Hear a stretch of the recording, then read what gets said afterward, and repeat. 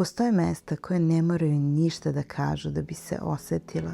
Dovoljno je da ih gledaš i da pustiš da ti misli malo uspore. Ovo mesto je jedno od takvih.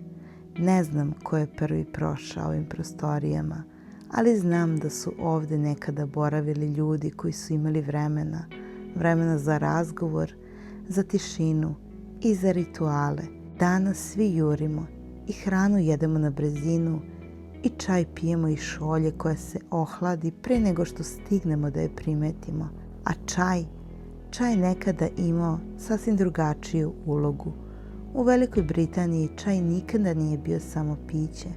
Bio je pauza, izgovor da se sedne, da se sasluša, da se dan preseče na dva dela, pre čaja i posle čaja. Kažu da se pravi britanski čaj ne pije da bi se utolila žeđ, već da bi se uspostavio red u mislima.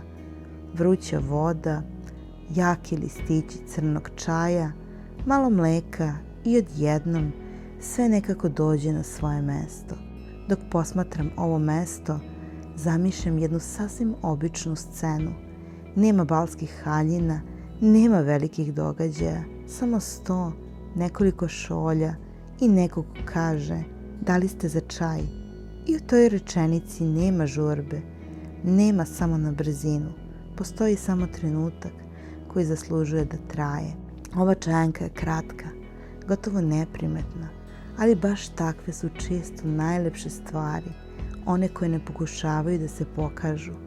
Pravi britanski čaj sa mlekom nije spektakl, nema pene, nema ukrasa, ali ima dubinu i ima tradiciju koja se ne menja decenijama.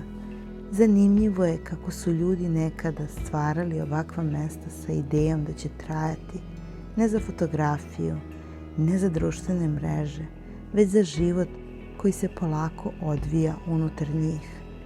Danas mi često gradimo uspomene na brzinu, slikamo ih pre nego što ih zaista doživimo, a nekada je bilo dovoljno samo sedeti, gledati kroz prozor i držati toplu šolju u rukama. Dok pijemo ovaj čaj, ne razmišljamo o receptu, razmišljamo o miru koji dolazi sa tim jedinstvenim pokretom. O tome kako je nekada luksuz bio imati vremena. Možda je baš zato ovaj čaj i opstao, jer nas podsjeća da ne moramo uvek da žurimo, da ne mora sve da bude glasno i da nije svaki trenutak namenjen da se deli. Neki su samo za nas.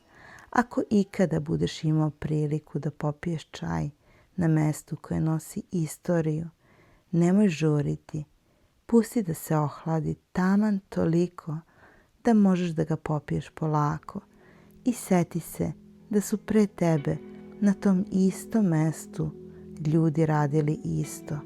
Možda nisu znali šta ih čeka sutra, ali su znali da je sada vreme, baš vreme za čaj. I možda je baš u tome bila njena posebnost, ne u raskoši, već u miru koji je donosila.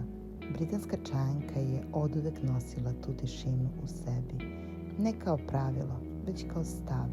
Sedeti uspravno, držati šolju, lagano, ne žuriti sa prvim gutljajom. Sve je imalo svoj ritam, ne da bi se pokazalo, već da bi se poštovao trenutak.